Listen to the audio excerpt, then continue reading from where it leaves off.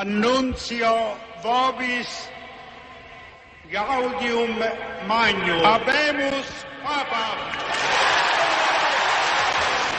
Sibi nomen imposuit Ioannis Pauli I. Hola, hoy vamos a hablar de Albino Luciani, más conocido como el Papa Juan Pablo I. Comencemos.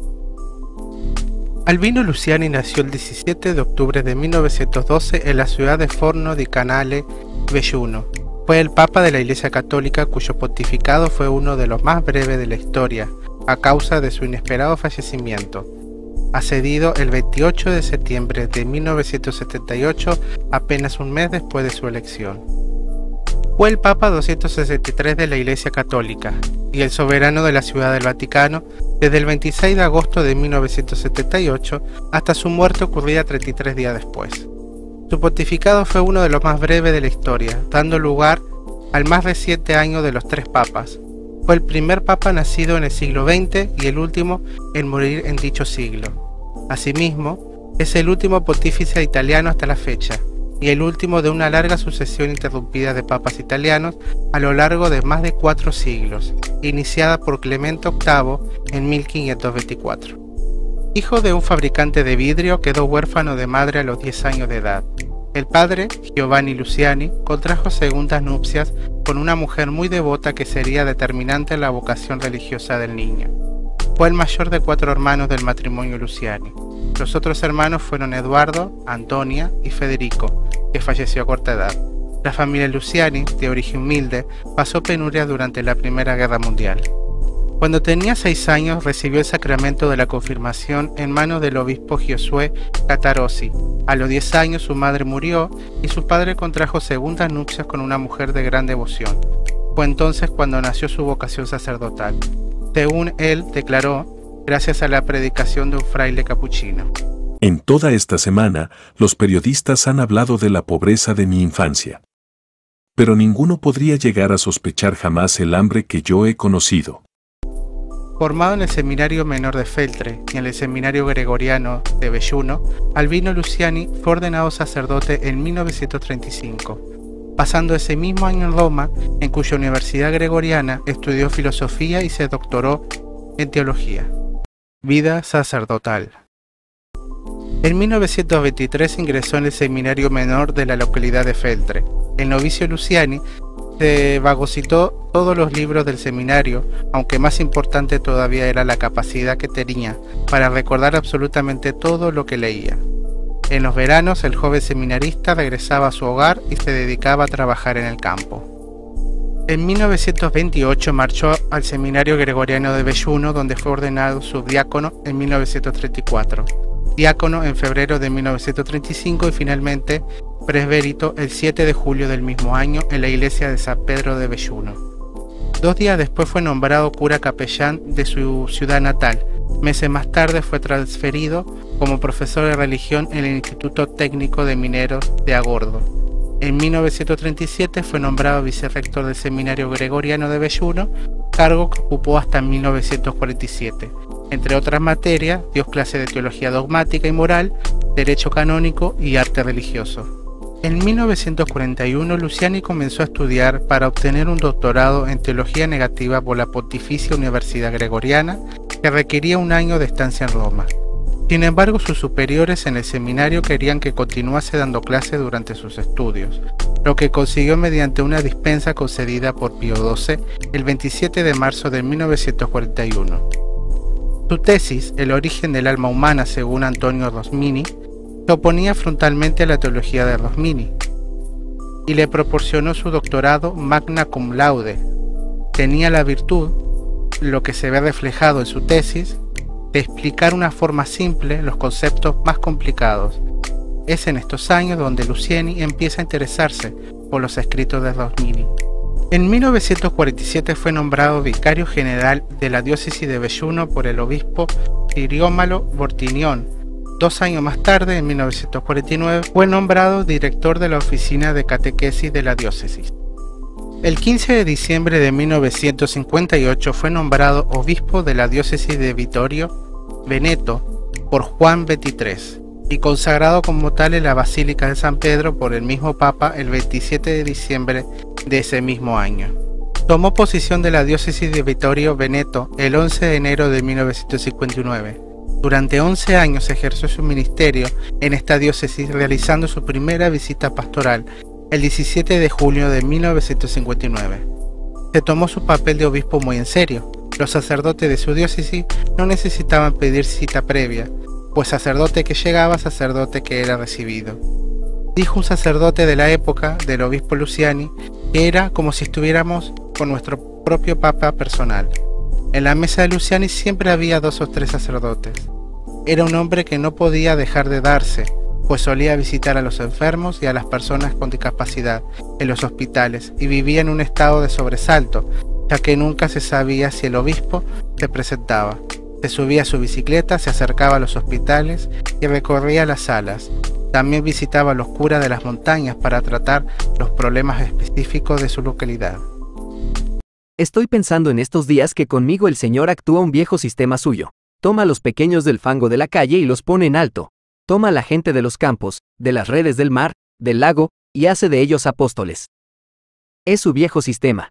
Ciertas cosas el Señor no quiere escribirlas ni en el bronce, ni en el mármol, sino hasta en el polvo, de modo que, si queda la escritura sin descompaginarse, sin dispersarse por el viento, esté bien claro que todo es obra y todo es mérito solamente del Señor. En este polvo, el Señor ha escrito la dignidad episcopal de la ilustre diócesis de Vittorio Veneto. De la homilía pronunciada el 4 de enero de 1959. En 1962 asistió a la apertura del Concilio Vaticano II en Roma. Estaría presente en 4 sesiones de dicho concilio.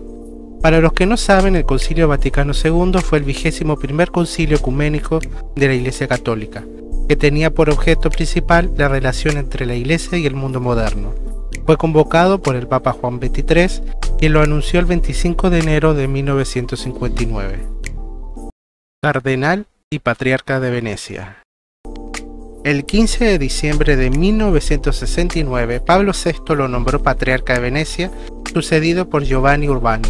Tomó posesión del cargo el 3 de febrero de 1970. El mismo Pablo VI lo elevó a la dignidad cardinalicia el 5 de marzo de 1973. En su primer Angelus tras ser nombrado Papa, recordó la vergüenza que había pasado cuando San Pablo VI decretó su propia estola y se la colocó a él sobre los hombros. Pero el Papa Pablo no solo me ha hecho cardenal, sino que algunos meses antes, sobre el estrado de la Plaza de San Marcos, me hizo poner completamente colorado ante 20.000 personas, porque se quitó la estola y me la puso sobre los hombros. Jamás me he puesto tan rojo. Pontificado.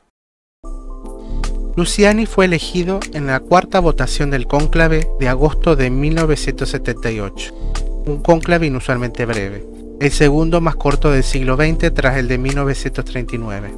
El cardenal protodiácono Pericle Felici fue el encargado de anunciar la decisión del Colegio Cardenalicio de elegir al Patriarca de Venecia, Albino Luciani, como el Papa 263 de la Iglesia Católica el 26 de agosto de 1978, siendo así el tercer Patriarca de Venecia en ser nombrado Papa, tras Giuseppe Melchiorre Sarto, elegido como Pío X en 1903, y Angelo Giuseppe Roncalli, elegido como Juan XXIII en 1958. Escogió el nombre de Juan Pablo, convirtiéndose el primer papa en la historia con un nombre compuesto, gesto con el que le pretendía honrar a sus 2 predecesores, Juan XXIII, que lo nombró obispo, y Pablo VI, que lo nombró Patriarca de Venecia y cardenal. También fue el primer papa en usar el ordinal primero en su nombre. Se llegó a pensar que su elección fue debida a la división entre miembros de distintas ideologías dentro del colegio cardenalicio. Los conservadores y curialistas apoyaban al cardenal Giuseppe Siri, que defendía una interpretación más conservadora o incluso una corrección de la reforma del Concilio Vaticano II. En los círculos sedevacanistas existe la opinión de que Siri fue elegido en el cónclave de 1958 y que incluso escogió el nombre de Gregorio XVI para su pontificado, pero fue obligado a renunciar a la elección debido a las represalias que podía generar al otro lado del telón de acero. Los que defendían una interpretación más liberal de la reforma del Vaticano II y otros cardenales italianos apoyaban al cardenal Giovanni Benilli, pero no obtuvo los votos suficientes por sus tendencias autocráticas. Entre los cardenales procedentes de fuera de Italia, en un colegio cardinalicio cada vez más internacionalista, había figuras como la de Karol Wojtyła. En los días posteriores del cónclave, los cardenales declararon con satisfacción que había elegido al candidato de Dios. El cardenal argentino Eduardo Pironio declaró: "Hemos sido testigos de un milagro moral". La Madre Teresa dijo: "Ha sido el mejor regalo de Dios, un rayo de sol del amor de Dios que brilla en la oscuridad del mundo". Reformas. Humanización del papado. Tras su elección, Juan Pablo I tomó una serie de decisiones que hicieran más humano al Papa, admitiendo públicamente que se ruborizó cuando Pablo VI lo nombró patriarca de Venecia. Fue el primer Papa moderno en hablar en singular utilizando yo, en lugar del plural majestático, aunque las grabaciones oficiales de sus discursos fueron reescritas en un modo más formal por algunos de sus ayudantes más tradicionalistas, que reincorporaron el plural majestático en notas de prensa y en las noticias del Observatorio Romano. También fue el primero en rechazar la silla gestatoria hasta que lo convencieron de que era necesaria para que pudiera ser visto por los fieles. Juan Pablo I eligió como lema de su papado la expresión latina humilitas, lo que se reflejó en su polémico rechazo de la coronación y de la tiara papal en la ceremonia de entronización, sustituyéndola por una simple investidura en contra de lo previsto por la Constitución Apostólica Romano Pontifici Eligendo, promulgada por Pablo VI en 1975. Una de sus declaraciones de gran repercusión en la prensa fue: "Dios es Padre y más aún es Madre", refiriéndose a Isaías, que compara a Dios con una madre que no olvida a su hijo. El Papa realizó este comentario durante un Angelus del 10 de septiembre de 1978, en el que también pidió que se rezara por los acuerdos de Camp David. Encíclica sobre la devolución. Juan Pablo I tenía planeado promulgar una encíclica para consolidar la reforma del Concilio Vaticano II, que calificó como un extraordinario acontecimiento de gran alcance histórico y de crecimiento para la Iglesia, y para reforzar la disciplina de la Iglesia en la vida de los cargos eclesiásticos y de los fieles. Como reformista, también lanzó algunas iniciativas como la devolución del 1% de los ingresos de cada iglesia para destinarlo a las iglesias del tercer mundo. La visita del dictador Jorge Rafael Videla, presidente de Argentina, en la ciudad del Vaticano también causó gran controversia, especialmente cuando el Papa le recordó las violaciones de los derechos humanos ocurridas en Argentina durante la llamada Guerra Sucia. Ideología moral. El periodista John L. Allen afirma que es casi seguro que Juan Pablo I no habría revertido las enseñanzas de Pablo VI, sobre todo porque no era un radical doctrinal. Además, como patriarca de Venecia, algunos han visto un endurecimiento de su postura en temas sociales con el paso de los años. No obstante, es razonable suponer que Juan Pablo I no hubiera insistido en el juicio negativo de la Humanitate Vitae, tan agresiva y públicamente como Juan Pablo II lo hizo, y probablemente no lo habría entendido como una enseñanza casi infalible. Hubiera seguido siendo una cuestión más abierta. Según las versiones, mientras que como el patriarca de Venecia, Luciani, era intransigente con su defensa de enseñanza de la Iglesia y severo con aquellos que por orgullo intelectual y desobediencia no hacían caso a la prohibición de la Iglesia sobre la anticoncepción, aunque sin condenar el pecado, era tolerante con aquellos que sinceramente han intentado y han fracasado el vivir de acuerdo con las enseñanzas de la Iglesia. Personalidad. Juan Pablo I era considerado un hábil comunicador y escritor. Incluso publicó algunos escritos. Su libro, Illustrissimi, que se escribió cuando era cardenal, consiste en una serie de cartas dirigidas a un gran número de personajes históricos y ficticios. Entre ellas están las cartas dirigidas a Jesús, el rey David, el barbero Fígaro, la emperatriz María Teresa, Pinocho, y otras están dirigidas a Mark Twain, Charles Dickens y Christopher Marlowe. Juan Pablo I enseguida sorprendió con su simpatía y calidez personal. Hay voces que dicen que dentro del Vaticano era visto como un simple intelectual inconsciente de las grandes responsabilidades del papado. Aunque David Yallop, autor del libro En el nombre de Dios, en el que defiende la teoría de que Juan Pablo I fue asesinado, sostiene que estas voces son solo el resultado de una campaña lanzada por gente del Vaticano que se oponía a las políticas de Luciani. En palabras del escritor John Cornwell, fue tratado con condescendencia. Un alto clérigo hablando sobre Luciani llegó a decir: han elegido a Peter Sellers. Los críticos comparaban sus discursos con menciones a Pinocho, con los discursos más intelectuales de Pío XII y Pablo VI. Sus visitantes hablaban de su soledad y aislamiento y del hecho de que fuera el primer papa en décadas en no tener un papel diplomático, como Juan XXIII o Pío XI, o curial como Pío XII o Pablo VI dentro de la Iglesia. Su impacto personal, sin embargo, fue doble. Su imagen de hombre amable, cercano y bondadoso enseguida cautivó al mundo entero. Esta imagen fue formada inmediatamente después de aparecer en el balcón de la Plaza de San Pedro, después de su elección. Su presencia cordial le hizo una figura muy querida ya antes de empezar a hablar, en particular entre la prensa.